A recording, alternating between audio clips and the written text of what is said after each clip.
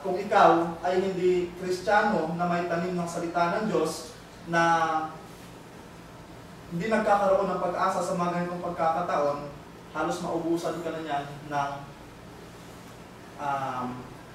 kumbaga hindi mo na maiisip kung ano ba yung gagawin pagkatapos ng mga ganyang nangyayari. Kaya mapalad po tayo sa mga oras na ito na hindi tayo dinaanan, at most especially meron tayong Diyos na kinikilala. Siguro naman po sa dinami-dami na ng mga narinig natin na salita ng Diyos, kahit pa paano matatag na tayo kapag dumadaan tayo sa mga tribulations kagaya po niyan. So sabi po dito, sa mga pagkakataon na kagaya nito, na tayo ay humaharap sa matitinding suliranin, ay kailangan nating maunawaan na ang pag-asa sa Diyos ay nagbibigay lakas sa gitna ng mga problema. In times like this, when we stand up and face serious problems, we need to understand that trusting in God gives us strength in the midst of the problems. Ayon po sa aklat ng mga awit kay King Solomon, kaluluwa ko, maghintay kang tahimik sa Diyos lamang, sapagkat ang aking pag-asa ay mula sa Kanya. Siya lamang ang aking malaking bato at aking kaligtasan. Siya'y aking matayog na muog, hindi ako makikilos. Nasa Diyos ang aking kaligtasan at aking kaluwalhatian. Ang malalaking bato ng aking kalakasan ay kanlungan ko ay nasa Diyos. Ayan, makikita po natin na kung gaano kalaki yung epekto kapag meron tayong Diyos na pinanghahawakan sa mga pagkakataon na dumadaan po tayo sa mga trials and tribulations. Ang sabi dyan, isa siyang malaking bato, no? Na kalakasan at sandigan sa panahon ng mga trials. At nakahighlight po dyan yung red, ang nakalagay dyan, yung malaking bato ay siya rin yung kaligtasan. Kasi nga po yung pinanghahawakan natin. Sa aklat naman po ng Santiago, chapter 1, verse 2, mga kapatid ko, ayon kay Santiago, ariin ninyong buong kagalakan kung kayo'y mga huhulog sa sari-saring tukso. So bakit po natin kailangan ariin ng may kagalakan yung mga pagkakataon na tayo dumadaan sa mga ganong klase ng trials? Sapagkat yamang nalalaman na ang pagsubok sa inyong pananampalataya ay gumagawa ng pagtitiis.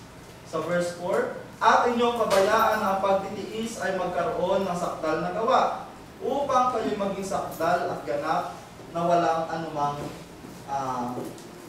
kakulangan. Kung sinasabi ko dito, alihin natin ang buong kagalakan kung may ganitong pagkakataon. Kasi dito masusubok yung faith natin kung tayo ay dumadaan sa trials, kung gagawa ba tayo ng gawang ayon dun sa ninanais ng Panginoon o gawang taliwas dun sa sinasabi ng banal na kasulatan.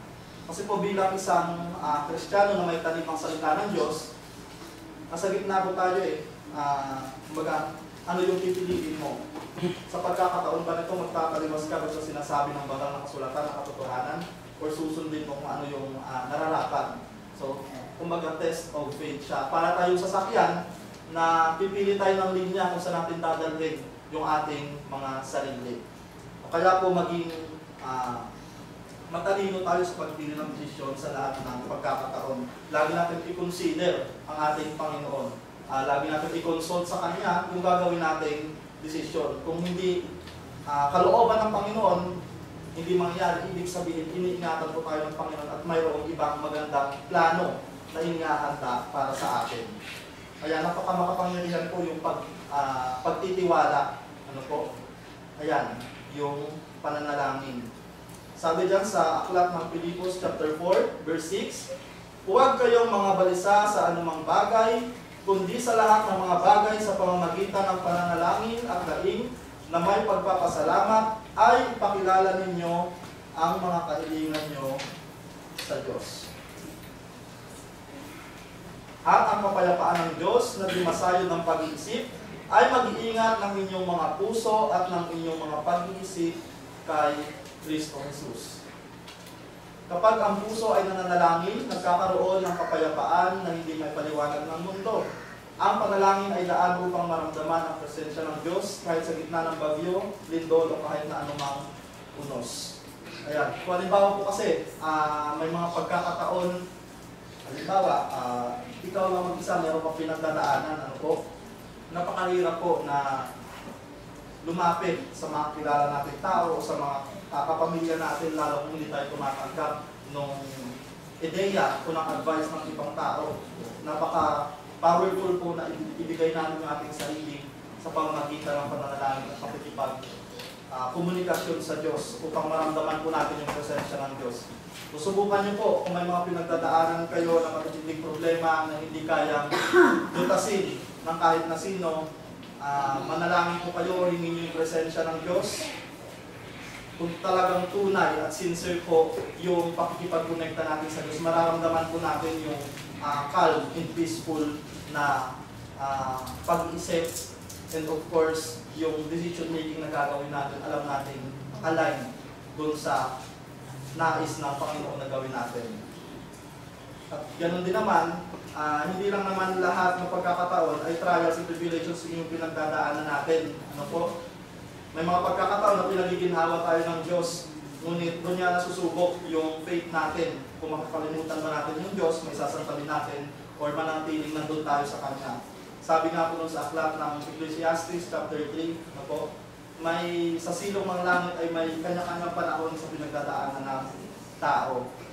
Ang pinaka-importante lang po sa lahat, kung ano man yung pinagdadaanan natin, manatili po tayo sa Diyos, manatili po tayo dun sa pananampalataya na mayroon tayo. Kasi ang Kristiyano, mas sinusubok po yan ng iba't ibang trials and tribulations. But those tribulations and trials are all temporary. Nga po yung sinasabi kahit na anumang bagay. Ang eternal lang naman sa Diyos, yung eternal life na inaasahan natin lahat. Kaya yun po yung pagtrabahuan natin. Ano po? When the heart prays, there is a peace that the world cannot explain. Prayer is a way to feel the presence of God even in the midst of a storm, an earthquake, or even in any storm. Ayan, prayer changes everything, or yung mga bagay, the way we think, or sa paggawa ng mga decision making. Malaking tulong po yung pag-consult natin o pananalangin sa Diyos.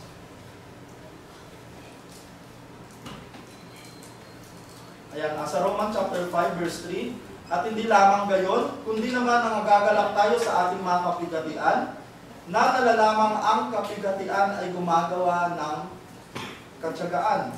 At ang katyagaan ng pagpapatunay, at ang pagpapatunay ay ng pag-asa.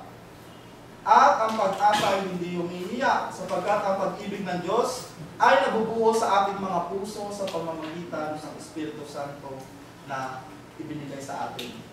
Ayan, yung kapagkatian daw po gumagawa ng katyagaan. Naalala ko lang po yung kasabihan, no? Hanggang ngayon na nag-exist pa din, na kapag may tiyaga, may nilaga. So yung katyagaan na sinasabi, yun nga sa aklat ng Matthew chapter 24 verse 13, ang sabi nga po doon, ang magtiis hanggang sa wakas ay siyang maliligtas.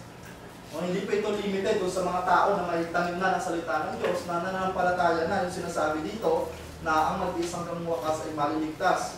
Kasi sinabi din naman po sa 1 Timothy chapter 2 verse 4 na nais ng Diyos na ang lahat ay maligtas sa pamamagitan ng pagkakaalam ng katotohanan. Ibig sabihin po nun, kung lahat, pati masama at walang kinikilala ng Diyos, ay may pag-asa doon sa buhay na walang hanggan kung makikilala niya yung Panginoon at yung katotohanan na itinuturo po natin dito linggo-linggo. Yan. Ang pag-asa kay Kristo ay may kasiguruhan, may bagong umaga, may bagong simula, at may walang hanggang buhay. Hope in Christ is sure, there's a new morning, a new beginning, and eternal life. Na kung saan ito po yung pinagtatrabuhan natin, kung bakit natin ginagawa. Lahat ng to, kung bakit tayo naglalaan ng oras. Siguro, inisip ng iba, na yung mga hindi talaga ganon magkakalalim yung pananampalataya na dapat nasa mula ko ngayon, namimili ako ng mga sale ngayon eh. Dapat wala akong simbahan. Ano po? So, napaka-importante po ng pananatili natin sa pananampahan. Ayan. There is still hope.